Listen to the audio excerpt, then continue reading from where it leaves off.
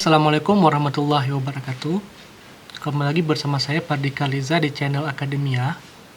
Jadi insya Allah sebentar lagi kita akan melanjutkan pelajaran dari buku Cliff to Full Preparation. Kalau sebelumnya kita sudah belajar subject, verb, complement, modifier. Kali ini kita akan belajar tentang noun phrase. Jadi sebelum kita mulai pelajaran, mari kita sama-sama membaca Bismillahirrahmanirrahim. Semoga pelajaran kita hari ini mudah difahami dan mendapat rahmat dari Allah Subhanahu wa taala. Oke, kita langsung ke pengertian noun phrase ya. Oke, noun phrase adalah kelompok kata yang diakhiri dengan sebuah kata benda. Kemudian bisa berisi determiner ya. Ada the, ada ada this, dan lain-lain. Adjective, artinya itu adjektif, kata sifat ya. Adverb, kata keterangan. Dan noun, kata benda. Ya. Kemudian tidak bisa dimulai oleh preposition atau kata depan. Preposition contohnya on, di atas, for, untuk, dan lain sebagainya. Kemudian subjek dan complement pada umumnya adalah noun phrase. Ya, subjek itu pelaku ya. Complement kata pelengkap yang pada umumnya itu adalah bentuk noun phrase. Noun itu atau kata benda itu terdiri dari dua jenis. Itu yang pertama countable dan uncountable. Countable itu bisa dihitung ya. Dan uncountable itu tidak bisa dihitung. Oke, kita langsung ke contoh-contoh benda yang bisa dihitung ya. Misalnya book, artinya buku. One book, satu buku. Two books, dua buku. Three books, tiga buku ya. Jadi bisa dihitung bukunya. Kemudian student, artinya siswa. One student, satu siswa. Atau seorang siswa. Two students, dua orang siswa. Three students, tiga orang siswa. Kemudian ada person, orang. One person, satu orang. Two people, dua orang. Three people, tiga orang. Ya, kenapa berubah dari person ke people? Karena person itu adalah kata benda yang singularnya itu sama jamaknya itu tidak beraturan. Oke, kita lanjut ke uncountable noun. Artinya kata benda yang tidak bisa dihitung. Contohnya milk, artinya susu ya. Kita nggak bisa bilang one milk, two milk, nggak bisa ya. Ya, tapi bagaimana juga ya, bisa dihitung kalau nounnya atau kata bendanya itu diletakkan di wadah yang bisa dihitung. Misalnya kita mau letakkan di gelas ya, kita mau hitung berapa gelas susunya ya. Nah, one glass of milk, satu gelas susu, jadi bukan susunya yang dihitung tapi gelasnya. Two glasses of milk, dua gelas susu ya. Kemudian modifier ya. Dia modifier ini biasanya muncul sebelum kata benda ya. Kalau modifier yang countable atau yang bisa dihitung, di situ ada atau an, artinya ini artinya sebuah, an juga artinya sebuah ya. Nah, nanti insyaallah ke depan kita akan belajar lebih dalam lagi ya. Kemudian ada the, ada some itu artinya beberapa, ada any ya, jadi sama ya. Kalau uncountable yang modifiernya itu tidak ada sama an di situ, karena uncountable itu tidak bisa dihitung ya, yang cuma ada the, some, sama any. Kemudian yang countable ada this, that, this, those. This itu artinya ini, that artinya itu, this lebih dari satu ininya. Misalnya ini 2 pulpen, this 2 pens, ada 2 ya. Those gitu juga itunya lebih dari satu, itu 2 buku ya, those 2 books.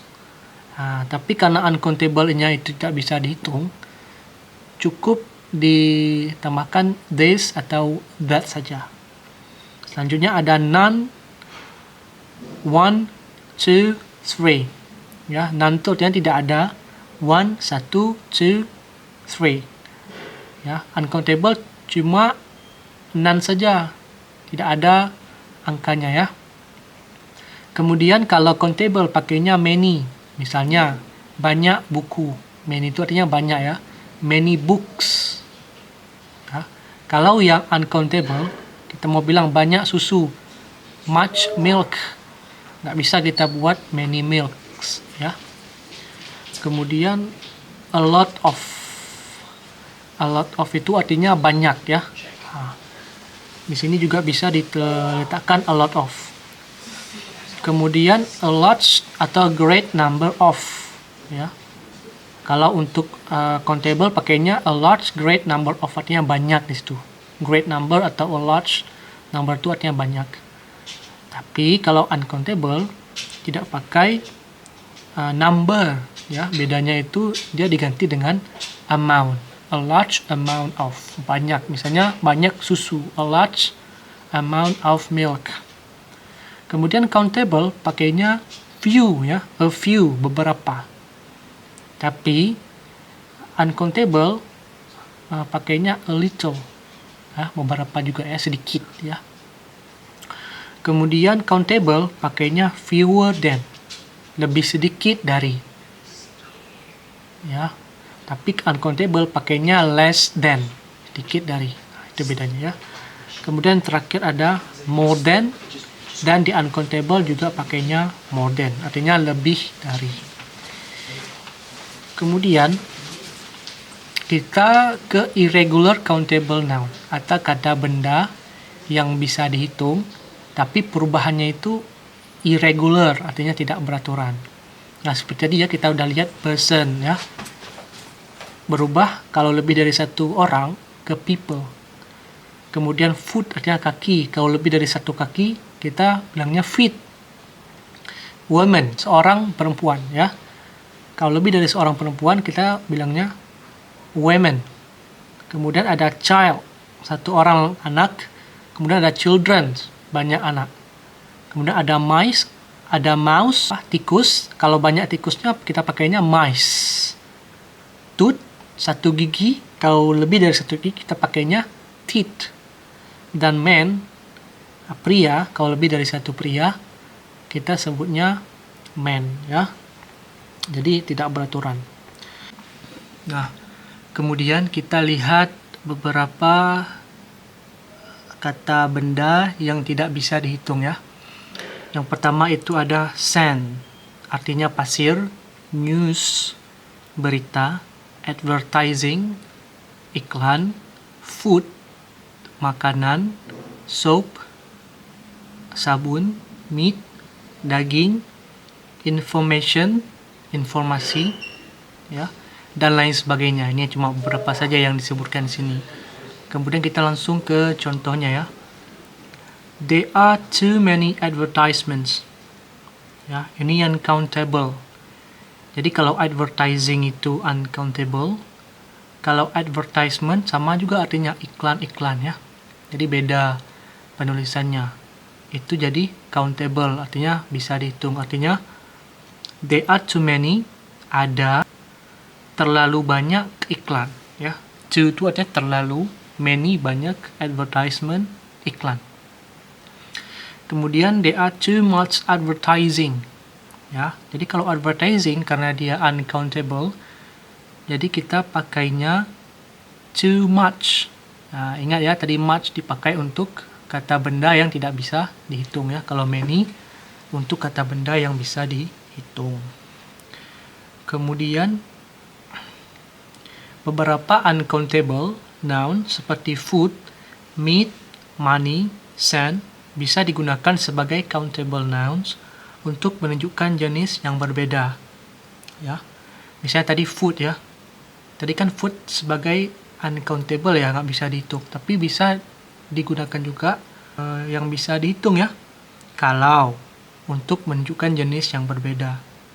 Misalnya, this is one of the foods that my doctor has forbidden me to eat.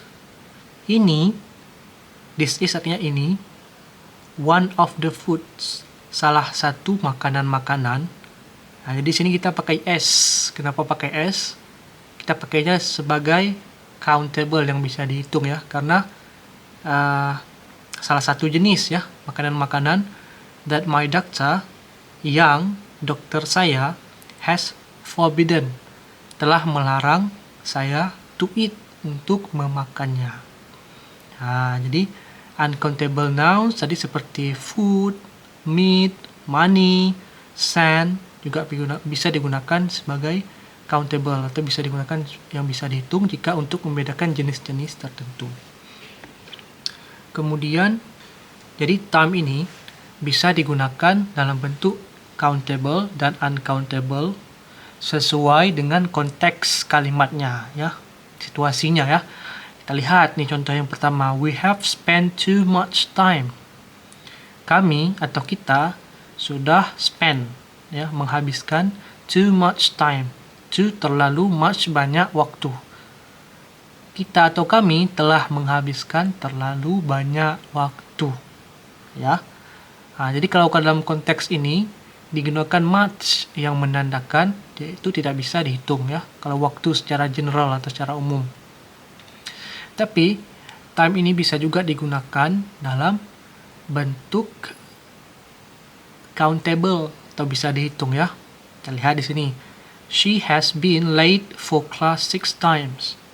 She, dia, has been late, telah terlambat, for class, untuk kelas atau terlambat masuk kelas, 6 time, 6 kali ya. Nah, kalau untuk kali 6 times, kita pakainya countable atau bisa dihitung. Tandanya itu ada S di situ ya. Nah, tandanya itu lebih dari sekali, ada 6 kali ya. Jadi begitulah materi kita tentang noun phrase.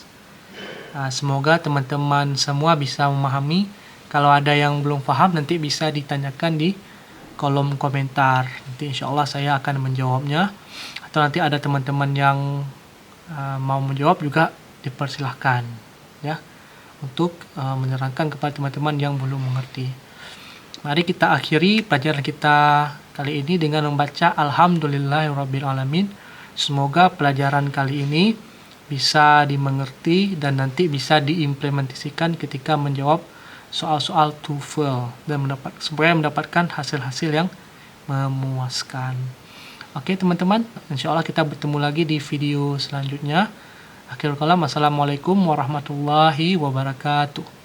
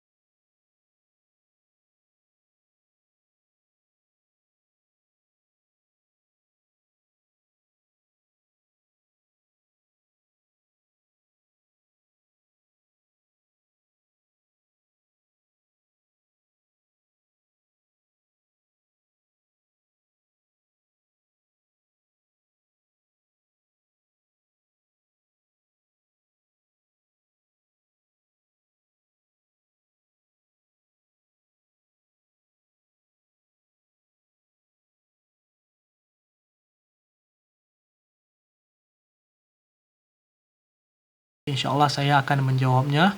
Atau nanti ada teman-teman yang mau menjawab juga dipersilahkan ya, untuk menerangkan kepada teman-teman yang belum mengerti. Mari kita akhiri pelajaran kita kali ini dengan membaca Alhamdulillahirrabbilalamin. Semoga pelajaran kali ini bisa dimengerti dan nanti bisa diimplementasikan ketika menjawab soal-soal TOEFL dan supaya mendapatkan hasil-hasil yang memuaskan. Oke teman-teman, insya Allah kita bertemu lagi di video selanjutnya. Akhirul kalam, assalamualaikum warahmatullahi wabarakatuh.